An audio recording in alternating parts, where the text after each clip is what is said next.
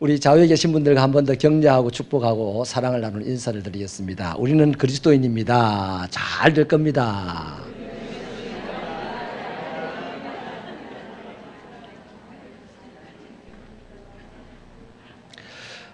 옛날 이야기입니다. 세 딸을 둔 임금님이 있었습니다.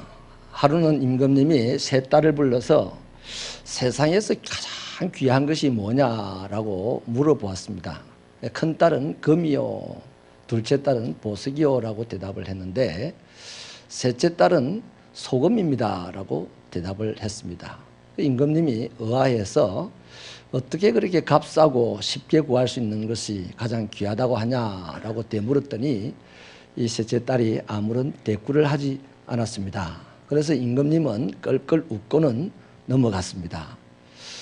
마침 그날 저녁이 되었습니다. 이제 저녁 식사를 준비할 때쯤 되어서 이 셋째 딸이 이 왕궁에 식사 준비하는 주방으로 쫓아갑니다. 그리고 모든 주방 종사자들을 불러놓고 오늘은 왕의 수라상의 모든 음식에 소금을 절대로 넣지 말라고 합니다. 그리고 지키고 있었어요. 음식이 만들어져서 임금 앞에 수라상에 올라갔고 임금은 그 음식을 한 입 뜨는 순간에 화가 벌컥 났습니다. 너무너무 맛이 없었어요. 그래서 오늘 이 음식을 누가 만들었냐고 대노하면서 고함을 쳤습니다. 이때 셋째 딸이 달려와 가지고 아버님, 세상에서 가장 존귀하신 임금님이 드시는 반찬에 가장 하찮은 소금을 넣었어야 되겠습니까? 그렇게 말씀을 드렸더니 임금이 깨달은 바가 있었습니다. 그렇구나. 이 음식에 금을 넣어도 소용이 없고 보석을 넣어도 소용이 없는데 소금은 반드시 넣어야만 되는 것이구나. 금이 없어도 살 수 있어요. 보석이 없어도 살 수 있어요. 그러나 소금이 없으면 우리는 죽습니다. 욥기서 6장 6절에도요 소금의 중요성에 대해서 언급을 한 바가 있는데요, 이렇게 언급을 합니다. 싱거운 음식을 소금 없이 어떻게 먹겠으며 달걀 흰자위가 무슨 맛이 나겠느냐, 그렇게 말합니다. 그만큼 소금이 소중하다는 것이죠. 우리 인체에도요 체액과 혈관 속에는 0.9%의 소금기가 있습니다. 그런데 그 소금이 조금이라도 줄어들게 되면 우리 모든 담낭이나 췌장이나 위에나 이런 곳에서 소화액을 만들어내지 못하게 되고, 그래서 소화불량으로 또 췌장에 나쁜 영향들이 일어나게 된다고 합니다. 혈관 안에도 마찬가지죠. 알칼리와 산성의 평형을 이 0.9%의 소금이 유지를 한다는 것입니다. 그래서 이 세상에서 소금은 너무너무 중요한 것입니다. 오늘 우리가 읽은 본문에서 주님은 제자들을 향하여서 이렇게 선언을 합니다. 너희는 세상의 소금이다. 여러분, 이 말씀을 들으니까 우리가 대단한 것 같죠? 그렇습니다. 대단한 겁니다. 그리스도인들이 세상에서 너무나 존귀한 자라는 사실을 주님은 이 말씀으로 상기시켜 주신 것이죠. 그리스도께서 하신 말씀은 절대로 빈말이 아닙니다. 그러므로 저와 여러분의 형편과 처지가 어떠하든지 간에 내가 가난해도, 내가 배움이 좀 짧아도, 내가 힘이 좀 없고 병약해도 나는 이 세상에서 가장 존귀한 자라는 자의식 내지는 자존감을 가지고 살아가시게 되기를 바랍니다. 뭐 부자만 살 수 있는 세상, 많이 배운 사람만 의시되고 살 수 있는 세상이라면 이 세상에 뭐하러 살겠습니까? 다 천국 데리고 가죠. 그런데 여전히 이 세상에 우리를 그들과 함께 살게 하시는 데에는 너도 이 세상에서 너무너무 중요한 자라는 사실 때문에 하나님은 우리를 이 세상에 살게 하는 것입니다. 여러분, 하나님의 말씀을 의지하셔서 자신의 자존감을 굳게 가지시기를 주님의 이름으로 축원합니다. 그렇다면 주님은 그리스도인을 왜 그렇게 중요한 사람이라고 하셨겠어요? 그리스도인의 역할 때문입니다. 그리스도인이 할 일이 있기 때문이죠. 이것 때문에 소금에 빗대어서 그리스도인을 말한 것입니다. 음식에 대한 소금의 역할은 대체로 세 가지가 있습니다. 하나는 맛을 내는 거죠. 다른 하나는 그 음식을 부패하지 않게 하는 거죠. 또 다른 하나는 그 음식을 오랫동안 보존하게 하는 것이 바로 소금이 하는 역할입니다. 그런데 오늘 주님은요, 제자들을 보고 너희는 세상의 소금이다 라고 선언을 하신 후에 이어서 소금이 만일 그 맛을 잃으면 무엇으로 짜게 할 것이냐라고 말씀하시는 걸로 보아서 그리스도인들이 이 세상에 대하여 어떤 역할을 해야 하는지를 명백하게 밝혀주셨습니다. 그리스도인들이 세상에서 할 일은요, 소금의 역할인 부패 방지나 물건을 오랫동안 보존하는 것이나 이런 것이 아닙니다. 그건 나중 문제입니다. 자연이 드러날 결과에 불과한 것입니다. 그리스도인이 이 세상에서 해야 될 역할은 딱 하나입니다. 오늘 본문에 기록된 말씀대로 세상에 맛을 주는 거예요. 세상을 만나게 하는 것이 바로 그리스도인의 할 일입니다. 그래서 우리의 사명은, 그리스도인의 사명은 따라합시다. 세상을 맛있게 하자. 그겁니다. 세상을 부패하지 않게 하자. 세상을 오랫동안 보존하자. 이거는 우리가 알 바가 아닙니다. 정말 그것을 우리가 해야 될 일이라고 주님이 생각하셨다면 거기에 대한 말씀도 했어야 되죠. 그런데 오늘 주님의 말씀은 맛에 대한 말씀만 하신 거예요. 세상을 맛있게 하면 부패하지 않게 할 하나님의 능력이 쏟아져 올 것이고, 세상을 맛있게 하면 오랫동안 보존하게 할 하나님의 은사들이 쏟아져 올 것입니다. 아멘이십니까? 그래서 저는 세상을 만나게 하는 그리스도인의 사명에 대하여서 오늘 설교를 하려고 합니다. 앞서 말씀을 드린 대로 소금은 음식의 맛을 내는 것이죠. 그런데 자세하게 보면 음식의 맛만 내는 것이 아니고 원래 있던 맛을 더 맛있게 하는 것도 소금이 하는 역할입니다. 이를테면 신맛을 가진 음식에 소금을 조금 넣으면 그 신맛이 부드러워집니다. 또 다른 맛이 나는 음식을 더 달게 만들고 싶으면 거기도 소금을 약간 넣으면 음식이 더 달아진다고 합니다. 이것을 그리스도인들에게 적용을 해 보십시다. 그리스도인들이 사람들의 속에 섞여 들어가면 사람들의 삶이 맛있어져야 되죠. 이를테면 우울한 사람이 유쾌해지고 무기력한 사람이 활력이 생기고 절망하여 주저앉아 있던 사람이 내일을 향하여 벌떡 일어나 달려가는 용기가 생겨나야 되는 것이 바로 그리스도인의 할 일입니다. 이러한 일들 그리스도인들 때문에 가능한 것이죠. 이 세상에서 이러한 일들이 일어날 수 있는 유일한 가능성은요, 그리스도인들의 역할 때문이라는 것을 굳게 믿으시고 이것을 나의 사명으로 붙잡고 살아갈 때 우리는 예수님이 말씀하신 너희는 세상의 소금이다 하는 이 말씀에 적합한 사람이 되는 것입니다. 그렇다면 오늘 저와 여러분은 생각을 해봐야 됩니다. 나는 이 세상에서 어떤 맛을 가진 사람일까? 나는 어떤 맛일까? 사람들 속에 내가 끼어들면 사람들의 사이가 좋아집니까?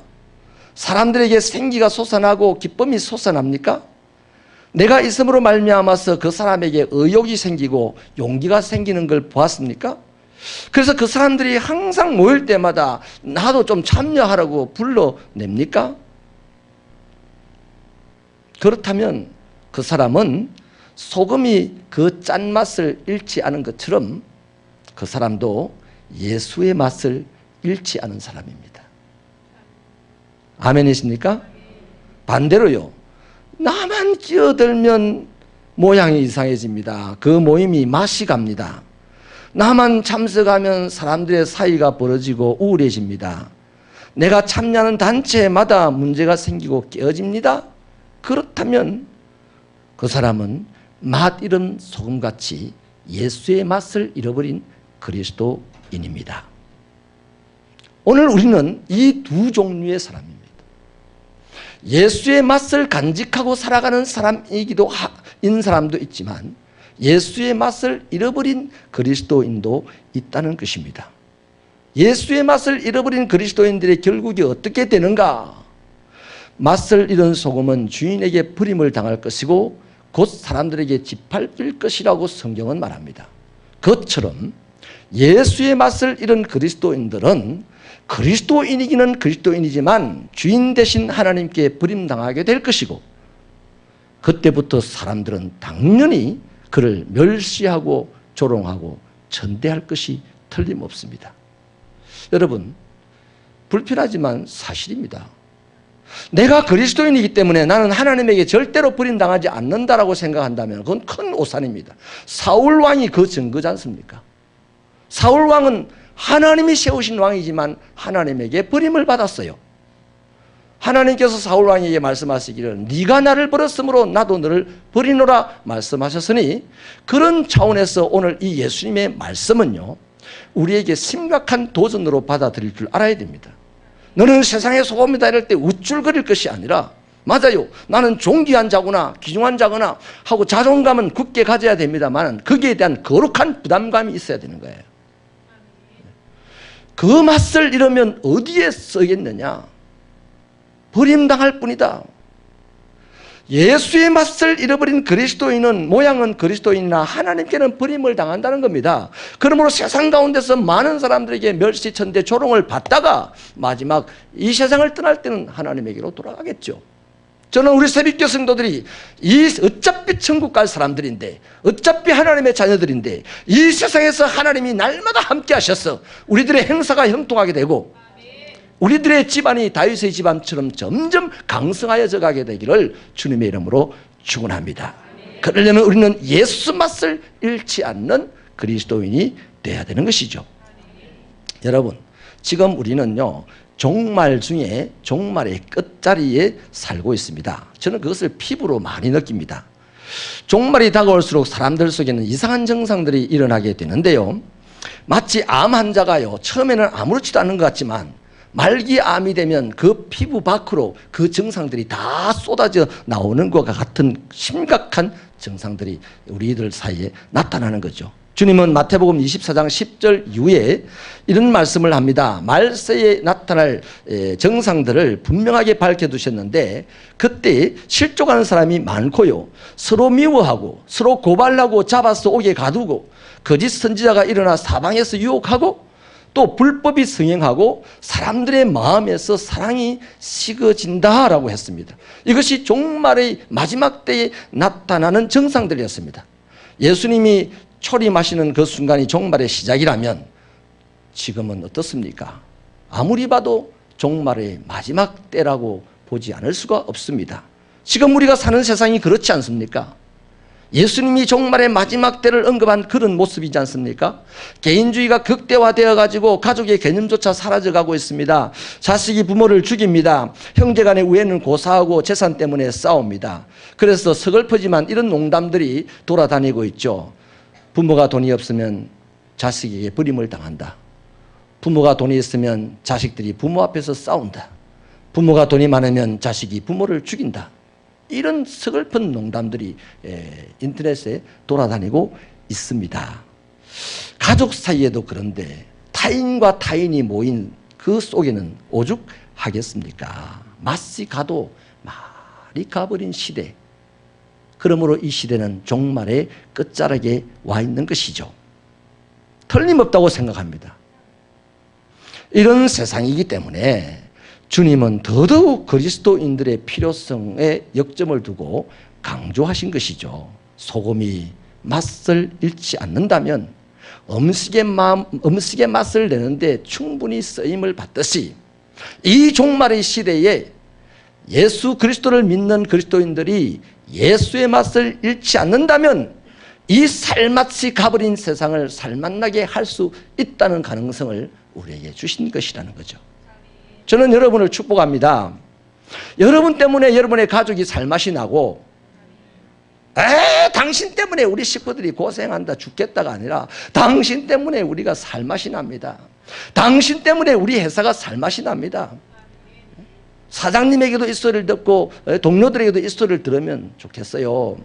그리고 우리 사회의 구성원들이 이 양산바닥의 사람들이 새벽교회를 보면서 새벽교회 성도들 때문에 양산이 살기가 재밌다는 소리를 들으면 좋겠습니다. 축복이 되죠. 그렇습니다. 내가 속한 곳, 내가 발을 디디고 사는 곳을 살맛나게 만드는 것이 바로 그리스도인의 사명입니다. 여러분, 이게 안 되면서요, 저 멀리까지 어떻게 하겠습니까? 바로 내가 있는 이곳을 살맛나게 만들 수 있는 새벽교회 성도들 되시기를 주님의 이름으로 축원합니다. 칼 힐티라는 철학자는요, 잠 못 이루는 밤을 위하여라는 책을 쓰면서 이런 글을 남겼습니다. 인생에서 가장 행복한 날은 자신에게 주어진 사명을 발견하는 날이다 그랬습니다. 오늘 저와 여러분은 사명을 발견한 날 되시길 바랍니다. 그 사명이 다른 게 아닙니다. 내가 누군가를 살맛나게 하는 것이 그리스도인의 근본적인 사명입니다. 내가 나라를 살맛나게 한다. 먼저 내 가족을 살맛나게 하십시다. 아멘이십니까? 자, 이런 차원에서 주님은 본문을 통하여 그리스도인 우리를 향하여 분명하게 밝히시죠. 너희는 세상의 소금이다. 너희는 세상의 소금이다. 이것은 바로 그리스도인의 정체성에 대한 얘기요, 그리스도의 사명에 대한 얘기입니다. 사랑하는 여러분, 질문을 드리겠습니다. 여러분은 그리스도인이십니까? 그렇다면 저와 여러분은 세상에서 너무나 귀한 자들이 틀림없습니다. 그렇다면 왜 귀중한가요? 우리가 그리스도인으로서 귀중한 이유가 뭘까요? 귀중하다는 근거가 뭘까요? 그것은 바로 맛없는 세상을 맛있게 만드는 데 필요하기 때문입니다. 그러므로 우리가 그리스도인이라면 우리 때문에 내 가족이, 내 이웃이, 내 다니는 회사가, 내가 속한 사회 공동체가 살만 나야 되는 거죠. 우리가 너무 적어서 할 수 없어요. 우리가 너무 가난해서 할 수 없어요. 우리가 너무 부족해서 할 수 없어요. 살맛나게 하는 것은 있는 자들이 하는 거 아니겠습니까? 천만에요. 한 드럼통 물도 한 숟갈 소금으로 짜게 맛을 냅니다. 하물며 예수의 맛이 소금 한 숟갈보다 못하겠습니까? 내 안에 있는 예수의 맛이 밖으로 풍겨져 나온다면 나 한 사람으로 말미암아 3,000명이 구원을 받고 5,000명이 구원을 받는 역사가 베드로를 통하여서 일어나지 않았습니까? 아무것도 아닌 자, 부족해서 아무것도 할 수 없는 자, 그 한 베드로 속에 예수의 맛이 들어가서 다시 밖으로 나오니 수천 명이 구원받고 행복해지는 역사가 있었다 이 말이죠.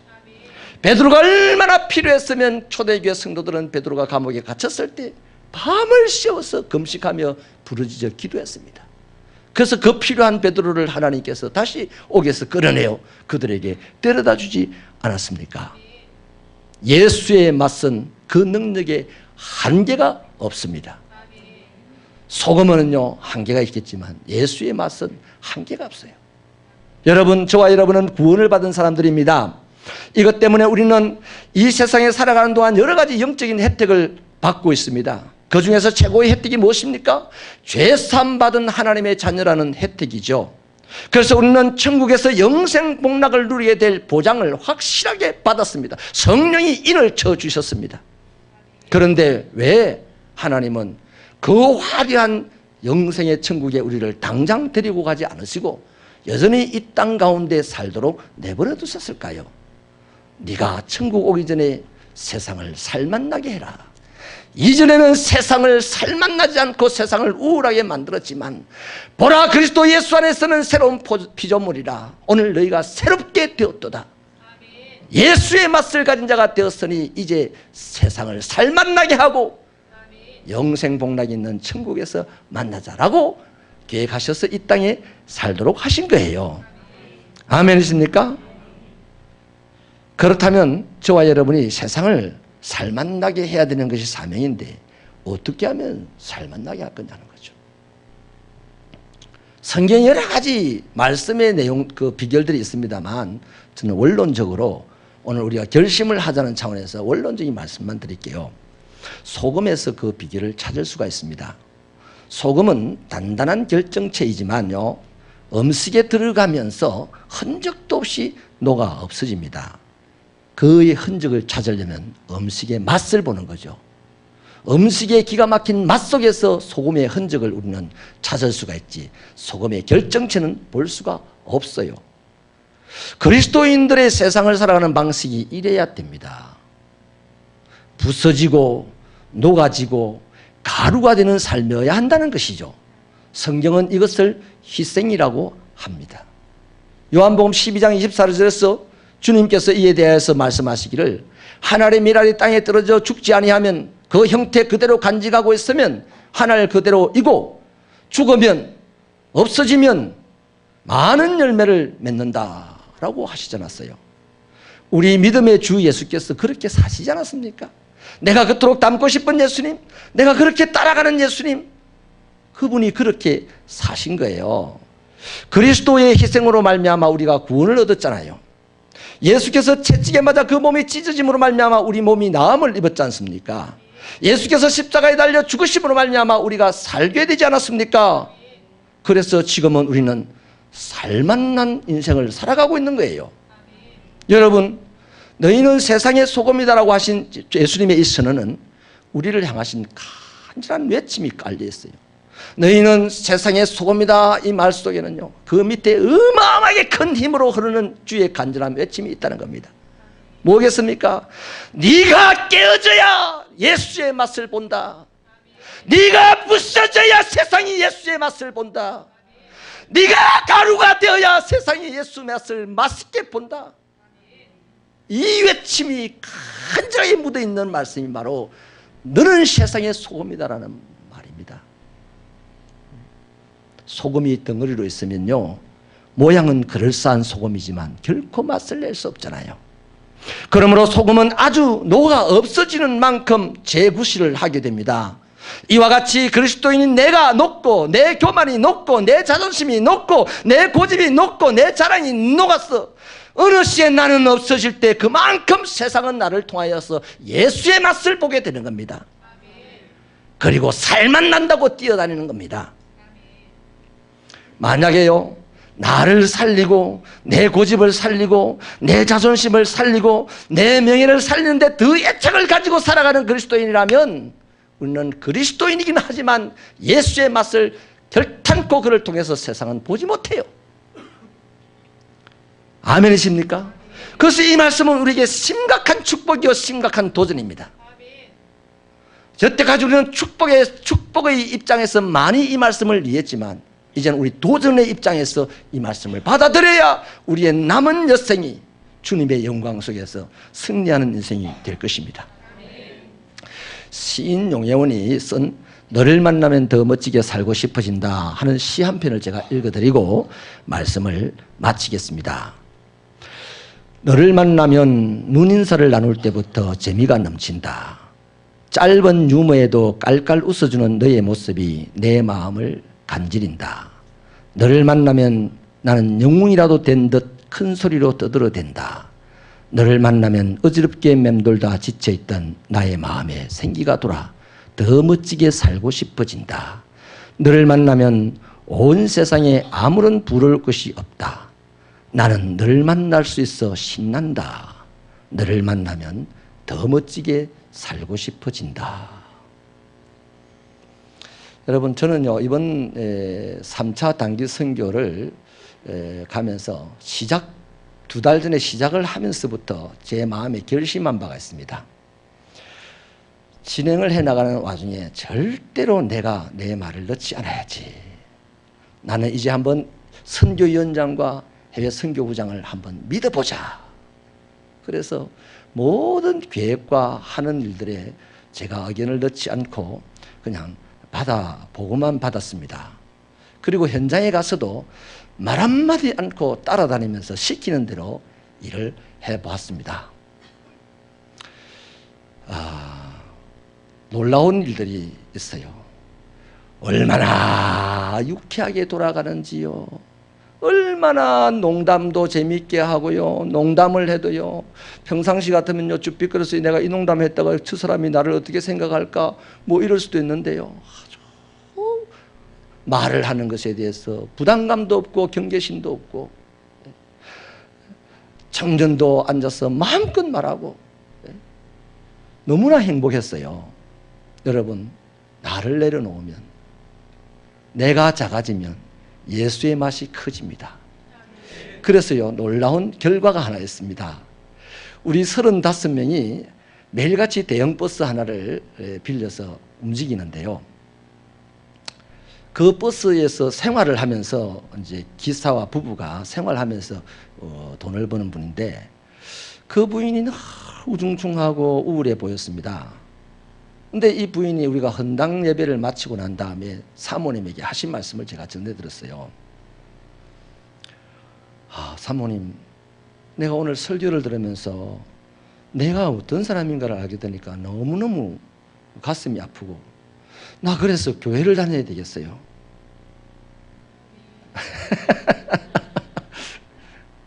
이럴 때는 박수 한번 주십시다.